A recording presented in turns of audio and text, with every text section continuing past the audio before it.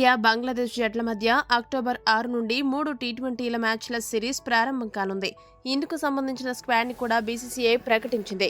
Senior ఆటగాళ్లకు విశ్రాంతి ఇవ్వడంతో యువ క్రికెటర్లు చాలా మంది ఈ జట్టులో స్థానం దక్కించుకున్నారు.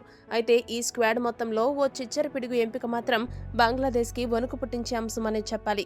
ఇంతకీ ఆ ఆటగాడు ఎవరనేది ఇప్పుడు చూద్దాం.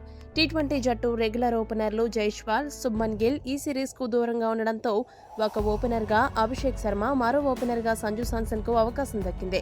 అయితే ఈ మొత్తం స్క్వాడ్లో అభిషేక్ శర్మ ఎంపిక మాత్రం ఇప్పుడు బంగ్లాని కలవరపెట్టే అంశం. ఎందుకంటే ఈ సీజన్ ఐపీఎల్లో ట్రావిస్ హెడ్తో కలిసి అభిషేక్ శర్మ ఎంతటి విధ్వంసం సృష్టించాడో ప్రత్యేకంగా చెప్పనవసరం లేదు. అంతేకాదు, టీ20 ప్రపంచ కప్ అనంతరం జింబాబ్వేతో జరిగిన టీ20 సిరీస్లో అరంగేట్రం చేసిన అభిషేక్ శర్మ వచ్చిన అవకాశాన్ని సద్వినియోగం చేసుకోవడమే కాదు, సెంచరీతో కదం తొక్కాడు. అంతేకాదు, స్పిన్నర్లను కూడా అద్భుతంగా ఎదుర్కోగల సత్తా అభిషేక్ శర్మ సొంతం. తమ స్పిన్తో ఇండియాని ఇబ్బంది పెట్టారనుకుంటున్న బంగ్లా బౌలర్లకు అభిషేక్ రూపంలో ఒక పెద్ద సవాలు ఎదురుకాబోతుంది.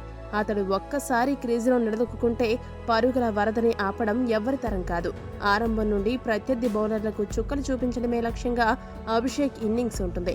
అభిషేక్ శర్మ ఇంతటి భీకర హిట్టర్ కావడం వల్ల బంగ్లాదేశ్ జట్టు అతన్ని చూసి భయపడుతుంది. అభిషేక్ విషయంలో వారు చాలా జాగ్రత్తగా ఉండాలి, లేదంటే ఈ యువ చిచ్చర పిడుగు నిమిషాల్లో ఫలితాన్ని మార్చేస్తాడు.